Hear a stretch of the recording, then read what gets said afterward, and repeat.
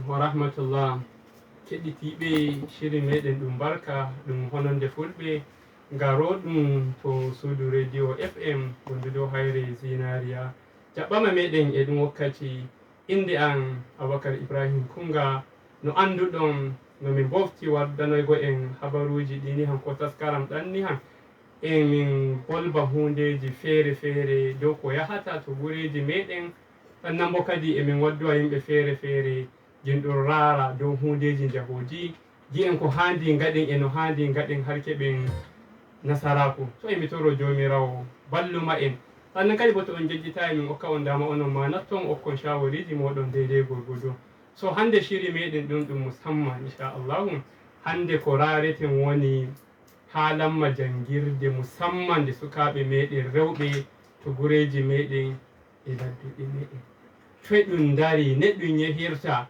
a wondi ɓiɗɗo emi wondi ɓiɗɗo oyama e wondi ɓiɗɗo debbo amma har joni aɗon yiya ɓiɗɗo ma debbo kam ha dayi mo saha ha dayi mo waɗa wettimo timmina primary ha dayi alamo mo waɗa secondary ha dayi alamo mo yaha har mo yaha school ɗum yeeso jimbo koye a huula kiila a to mo yehi mo wonnoyto a to mo yehi mo waɗay ɗume koye woni ko yata so nder shiri meɗen ɗum ɗum barka emi wondi bashoy ɗiɗoy fuɗɗan emi wondi e moy. Assalamu alaikum.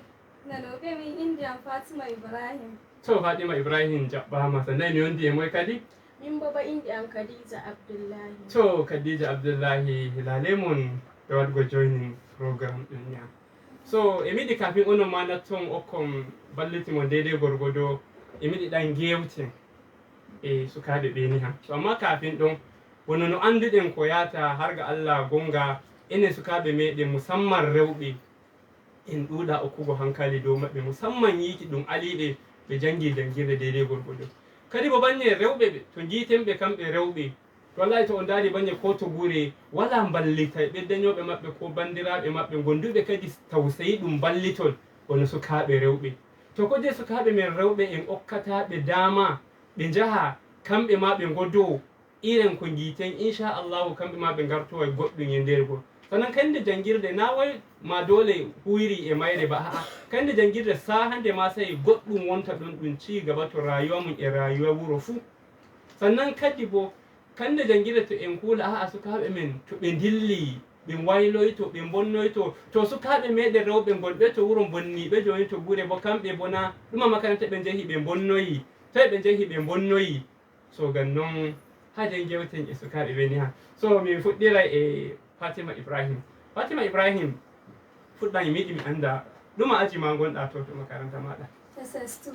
To a SS2 so bono mi andi to school ji to e ɗum heɓa section ji ɗiɗi e ɗum heɓa A e B bono ɗum mbi'a science e ɗum heɓa social science class so anduma class gonɗa? Science class. Okay, science class to an bona? Social science class. To an social science class so an ha mi fuɗɗita mi wartira dow maɗa Fatima ko koye woni buuri maɗa koye giɗɗa wartugo rayuwa maɗa? Mi yiɗi mi warta likitajo saboda non no ɗum waɗi. A yiɗi wartugo likitajo machallah a yiɗi wartugo likitajo an bona? Mi yiɗi mi warta lawyajo. machallahu a yiɗi wartugo lawyajo machallahu so Fatima ko koye je giɗɗa wartugo likitajo to rayuwa maɗa? Mi yiɗi mi warta likitajo saboda non no ɗum yamta zarafi bandiraɓe amin fulɓe to asibiti ɓe jangamin bo illiterate bo mi anda komi. Naam. Ayi to ɓe nyami ɓe yamɗa asibiti ayiya non no ɓe gatta disgracing fulɓe dow ɓe sahata ɓe galana ilmu komi. Naam to way to Allah cikanoma buuri ma ɗum ɗo an bona mi warta dow ma amma ko jeyi jiɗɗa wartugo lawyajo? Mi yiɗi mi warta lawyajo saboda mi waɗa ka ballitiggo bandiraɓe am fulɓe saboda ɗum rani ɗiya to ɗum yehi kotu giya ɗum jangaɓe kamɓe kaman ɓe galana ɓe galana right ɗum ɓe gatta komai to leydi ɗi ɗonin giya ɗum wartiri ɓe dai kamɓe kaman ɓe galana right alhalin bo ɓe gondi mi yiɗi mi waɗa ka kwatunowago ɓe yanci maɓɓe. Na'am to amma Allah cikane buuri ma ɗum ɗo so han warta dow Fatima ko koye sembiɗanma koppi maɗa har kulɗa cewa kai rakun gidda kai sembiɗan ma koppi maɗa har bo a huula a wondi yaqini to ɓernde maɗa inchallahu yandere go a wartai kanko likitajo oɗo ni ko sembiɗan ma koppi. Sembiɗan ɓe am foppi kamɓe woni dañoɓe am e malami en am. Na'am, to ne ɓe sembiɗiran ma koppi? Sabo ayi dañoɓe am ko koye ɗum mbi ɗum soda to makaranta ɗum sodanayya, to ɗum mbi ɗum wadda ceede ni ɓe gaddanayya aɓe hokkayam mi yara makaranta. Joni haka ma debto ɗum sata dai ko ɗume debto ɗum waɗantami dai emi wodini ɗe aƙalla guda 14 amma ɗe fuu emi wodi ɗi. Na'am. Malami en kadi e ballitin malami en kadi eftana en koppi sabo ko fanni ɗum ɗoni an calculation to ɗum waɗa calculation emi mbiya ɗum it is difficult e ɗum waɗanay min wahala amma saboda non eɓe ɓeyda eftango min koppi dow cewa ɗum walana difficult is easy. Warta dai moƴƴe ɓe sebbinɗinana on koppi ko wondi bone fuu ɓe mbiya on a'a e ɗum wondi hayru. To Allah bindana ɓe baraji. Amma mi warta dow ma koye sembiɗan ma koppi a huula bo inchallahu a wartai ko jiɗɗa wartugo to rayuwa. Saboda emi heɓa dañoɓen e hokkanmi gudunmawa sosai to sodango an defte e to uniformji an bonnake nin eɓe canjano an da wuri ra textbooks ji ɗum makaranta eɓe sodananmi kaman textbooks dai ɗum komai da eɓe sodananmi to ɗum wi ɗum yara ceede eɓe hokkanmi mi yara kadin emi heɓa ɗum ɗoni malami en an kadi eɓe gaɗa iya ɗum ɗoni kokari maɓɓe. To Allah balluma en. So mi ɓeyda wartoygo dow ma Fatima. To a andi musamman course jiɗɗa sahugo ɗum ɗon science sannan kadi a yiɗi wartugo likitajo ko wayɗi to asibiti. Andi fi ɗum is not easy. Jangirde wonta ɗon nde walana hayru. Jangirde wonta ɗon wonda ta dillinde to a waɗay duuɓi e duuɓi ma ɗum yejjiti ka maɗa a sahowande. So jangirde de wonta ɗon shatte sosai bo jangirde wonta ɗon nde ɗum majjata ceede ɗuɗɗe kafin ɗum janga jangirde nde ɗon. So an joni ɗuma shiri gaɗanɗa hoore maɗa har giɗa kai inchallahu hunde nde kam no nde wondiri bone a wawai wadgonde har mo gaɗa achieving goals maɗa.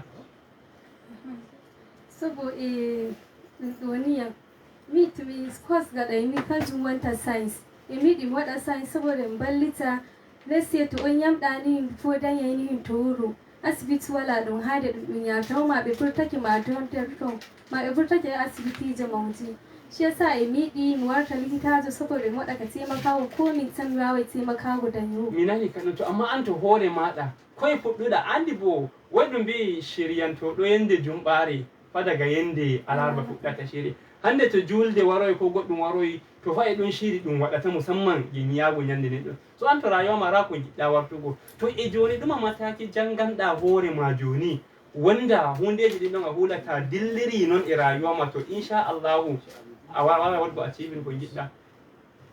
Ɗin ayi ɗon hundeji factors ji ɗuɗɗi kaɗoji anana a toway suka e mbiya e yiɗi wartugo likitajo e yiɗi wartugo lawyajo e yiɗi wartugo ɗan jaridajo e yiɗi wartugo ɗume e yiɗi wartugo ɗume. So along the line sai gi'a yaadi e waɗa yaadi ɗum heɓi matsala ɗum heɓi matsala ɗuma har warta ko o yiɗno o warta ɗum ɗon o heɓta o waɗa achieving majum. So annuma mataki janganɗa hoore ma? Non ɗum mataki janganay mi hoore an joni kanjum woni mataki janganay mi hoore an kanjum woni joni ɗum ɗoniya ai to kaya gimmi mi warta joni inde e o yaari e ɗon mi wartata ɗum kuma to emi kulo fanɓe non ɗum ma mi wartata. Kuma ayi mi ɓur to ɗum waɗi makaranta to ɗum wakkimi assignment to aji dai emin gaɗa class work ma ɗum wakkimi emin gaɗa to min hoti wuro kuma still wala kaya min gati ta ayi min ɓurtake dai inniraɓe amin lilimi in ma ɗum wakkimin calculation sai dai min nashito min gaɗa min yaranta ko waɗana min ko dai min gatta ɗum daidai min yare ɗum waɗana min saboda min gaɗa cibin kaya min yiɗi min garta. To alhamdulillah Allah balluma e dama Fatima ko ɗum ɓuri doggugo woni kayraɓe ko giƴiraɓe gonɓe to wuro ko giƴiraɓe gonɓe to makaranta. To an giƴiraɓe maɗa iren ɓe makaranta e gonɓe to wuro iren ɓeya giƴiraɓe woni ɓe maɗa sannan an iren moye neɗɗo darata giya e oɗo handi o warta giƴirawo ma sannan iren moye darata giya kai oɗo handa o warta giƴirawo maɗa. Yawwa to wuro dai gi'irawo an to mi on yaha makaranta ni kan warta gi'iro amma mu ɓandu amma to mi on yata makaranta ma mi nattata har kan to makaranta ba gira ɗan wani to mi a wodi ƙoƙarin ne a waɗa ko fa ɗin bi dai ɗin waɗa o ka gudunmawa dodo sai mi ahi waɗa karaba kuma har gaɗa ka wani tukuwan saboda in wawa. To Allah binda baraji. Mi warta don waɗa Fatima. Ai odoni he Khadija. An to hore maɗa ɗuma mataki janganɗa hore maɗa wanda danyo ma kan danyoɓe maɗa har daran fiɗu no andi bo banye danyoɓe e ndari suka kawai bawa bigo kai o suka to wuro ma rano bai hakko to o dilli makaranta kai to yahi makaranta kam sai ko Allah waɗi so an to hore maɗa e joni ɗuma mataki janganɗa hore ma wanda na farko danyoɓe ma ɓe keɓa karfafu ɓe keɓa sembiɗenol koppito maɗa sannan an hore maɗa hundeji ɗin ɗon ɗi taɓɓata kuma e waɗgo achieving ko jiɗɗa waɗgo ɗum mataki janganɗa hore maɗa. Gonga dai mi waɗa kawar ko koy malamin an bi an mi waɗa kawar ko ɗum to makaranta karin e kugal da nauɓe an waɗata an mi waɗa na ɓe kamɓe ma gin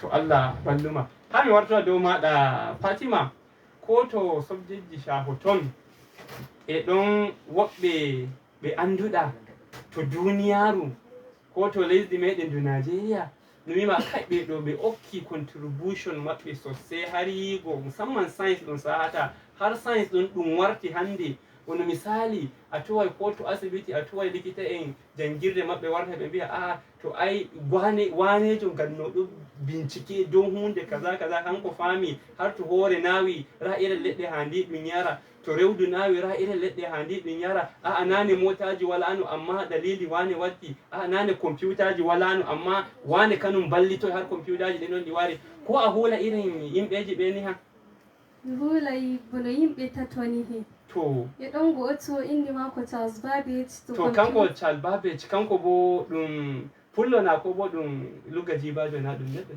kanko bo na hina fullo da ɗum goɗɗum yareji nasarajo on to na to kanko bo Charles Babbage koy do koy o okki contribution mako waki contribution do computer kanko woni ma baba computer kanko woni mo ɗum mbiyata father of computer masha Allah sai mo kadi anduɗa sai in chemistry Dalton's atomic theory to a hula Dalton's kanko bo do koy mo wolwi matter to anything that has mass and occupies space to na'am bo a meɗi yigo hoto mako heɗi wallugo malami to ɗon chemistry o heɗi wallugo min masha Allah sai ma kadi bawta hulugo gaskiya ɓe ɗuɗi amma to a hulata irin su Aristotle en su Grigo Mendel en to masha Allah amma no ɓe da wartogo dow maɗa daga subject moɗon ɗi fuɗi shahuɗa amma ɓe a hula irin woɓɓe okkuɓe gudunmowa jangirde har hewta to hewti joni ko to mas ni ko ti goɗɗi subject ji gaskiya min na'am on jejjita irin su algebra expressions on waɗayɗi algebra theory okay to alhamdulillah to masha Allah joni ha mi ala on jaro ndiya ha nanoɓe kamɓe ma ɓe nodda yokka gudunmuwa maɓɓe anna e mi yiɗi kam nodduɗo fuu sey to mi ƴami ɗum to e wondi suka debbo sannan koye woni buuri mum dow suka on ɗon ba noddomo fuɗɗam assalamu aleykum assalamu aleykum wa rahmatullahi taala wa barakatuh wa aleykum assalam mo sa'a kay an bo to shikenan de jaɓɓama muslim yawa en waɗanama bakiyenge mara bay warde Allah sakanoɓe alkhayri to min yiraɓe maɗa eɓe nanma wato kowa nandi ɗum wallahi goɗɗum laaɓi nani farin ciki toon to ɓernde an nana e mo innuɗa ɓe ɗum Allah haɗanaɓe barka gaskiya ɓe jangguiɗa gongal amin ya Allah ɗoɗa hankadi janoɓe ɗum Allah ɗum ɓeydatarago dow ilmu nguɗo har kayalma ɓe ɓale ɓe yawanci ɓe gaɗana en abubuwaji goɗɗi ɗi handaji e ɗon goɗɗum gaɗanami ma mi nana welɗum maɗi non amma a yiɗi kusata banɓe an kulloɗa waɗata ka ɗum ba non an bo bo gardiɗo e ɓiɗɗo ɓen noon Allah sakanoma e alheri Allah ɓeydanma tunani goɗɗum Allah ɓeyda ilimi ɗum barka amin min jetti gaskiya ilimi maɗa ɗum hewti to ɗum hewti sey dai ɗum toro Allah ɓeyda goɗɗum ɗum barka min jetti yawa daga karshe konko biyami e ɗon goɗɗo nayejo am immayiɗo ɗo goɗɗo uwar gidajo am mi toro Allah yafomo Allah mawjikake amin modibo muslim yawa ummoɗa jam to min jetti sosai ma yawtete to modibo muslim Allah binde baraji ra noddowo mo yeeso assalamu alaikum. alaikum salam wani Jam alare ne mu min wallata. sabrin mu da ke jamu Jam kalau. ai da Abdul Hamid da kuma To wodi bo Abdul Hamid anani ko min bolbata to dow. minani nono fata alheri Amin min jetti. ade mboy mi toro be non min mirade am Allah ko ne be gata be gata ka tunani ma jalli kunto kullo wada e hunde Naam. ɗum en waɗi yeeso weeto mo waɗi biceno maɗi Naam naam. yawa to noon e fatan alheri Amin a wondi bo yonko a wondi sukaɓe rewɓe amma ɓe waɗɗa to karatu ko. a gaskiya e ɓe ɗon tan har kamɓe nayo To alhamdulillah alhamdulillah kadi bo a wondi amma irin buuri ɗum ni dow maɓɓe ko. Allah wallita en Amin min jetti sosai. yawa To wodi bo min jetti sosai ra noddowo mo yeeso kadi. Assalamu alaikum. Wa alaikum assalam. Eftuɗande maɗa. To wodi bo sani koni gudunmawa maɗa. Radio maɗa ittunga hande maɗa. To shikenan emin nanma.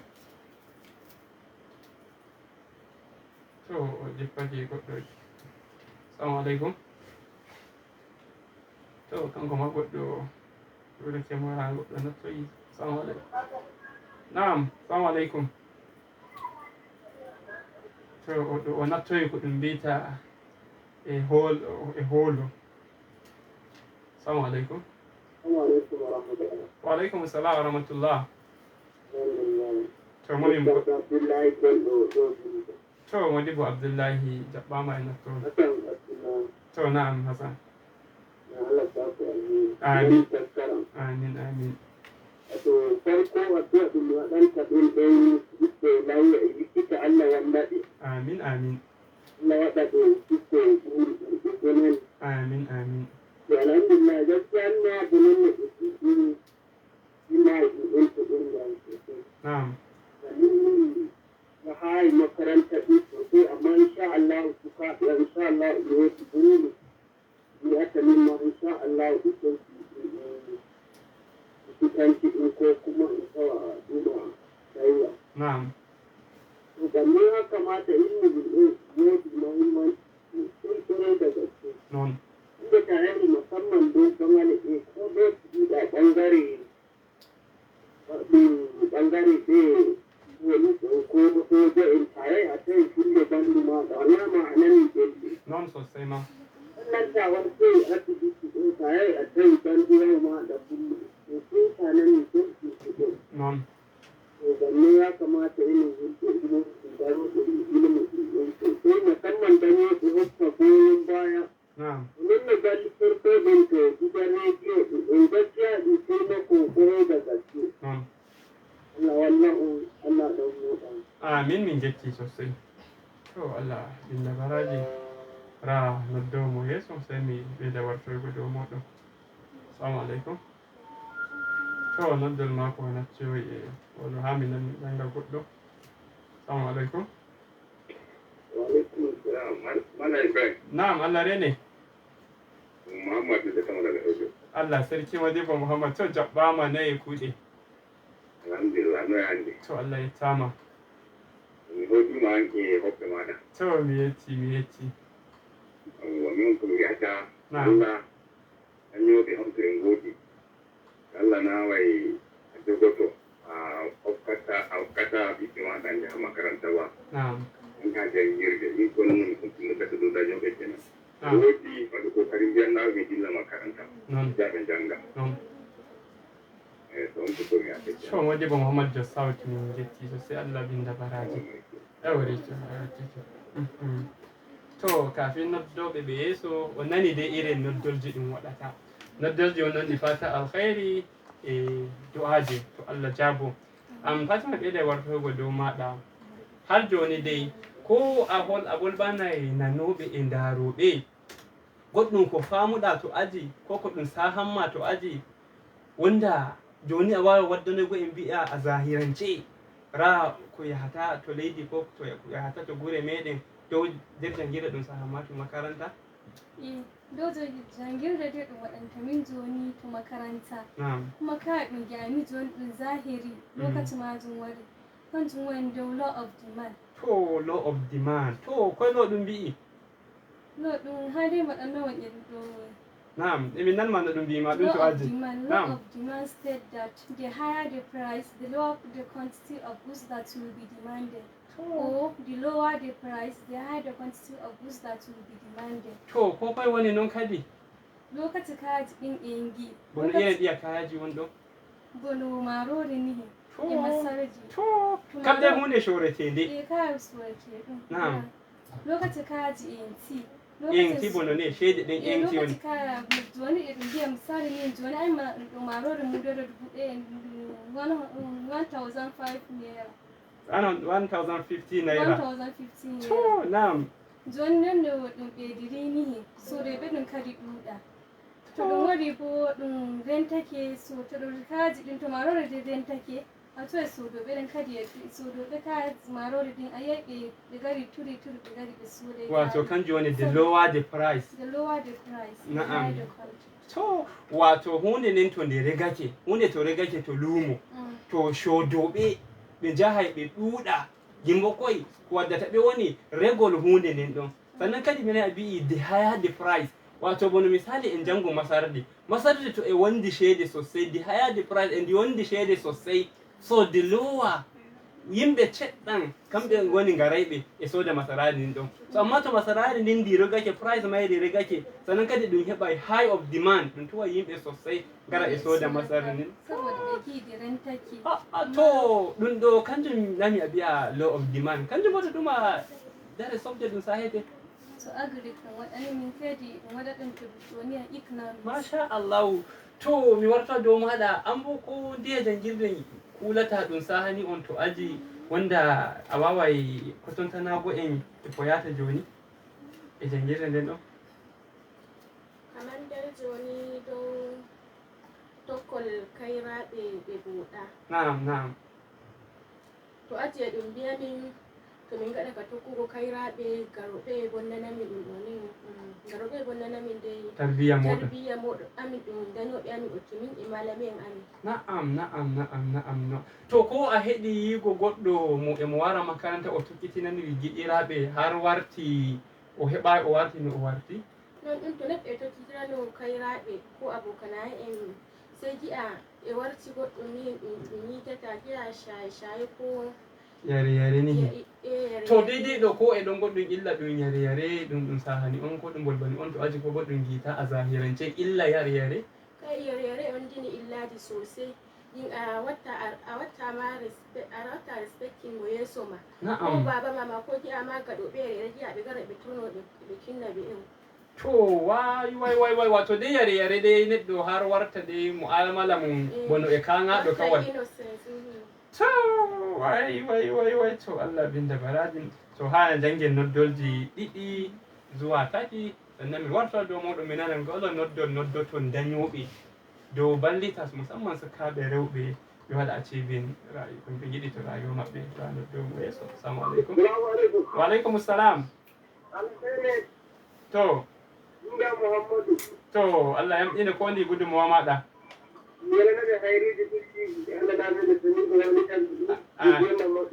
Amin min jetti. Amin. Amin min jetti. Amin. To Allah jabo. Amin. To lokaci meɗen wari ƙarshe. Mi warta dow maɗa ko woni noddol maɗa ngol ƙarshe ngol gaɗanta dañoɓe.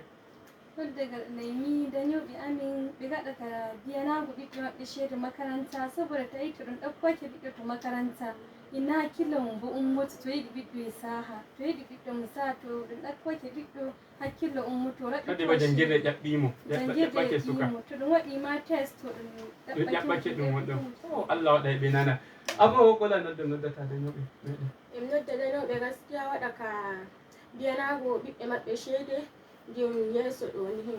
To Allah walluma en Allah binda baraji Allah waɗana jangirde moɗum barka. To mi amin kab ko bolbaymi dañoɓe on jadake on nani to ɓe sukaɓe heede ko torotoɗen Allah waɗana ɓe barka sannan en gondi sukaɓe feere feere to gureji meɗen gonduɓe aniya jamun irin ɗum ɗo har ma e ɓurɗum ɗum ɗo to ga Allah en waɗi himma ballite sukaɓe meɗen rewɓe mo wala to suudu whatsapp ha mi ɓeyda hokkugo namba ɗum ɗon waɗon ko kadi waɗon joinin amin on jiya hundeji feere feere ɗi ɗum watta. namba ɗum kanjum woni bono ni 070 63 53 5177 ɓeyda bolbugo ɗum 070 63 53 5177.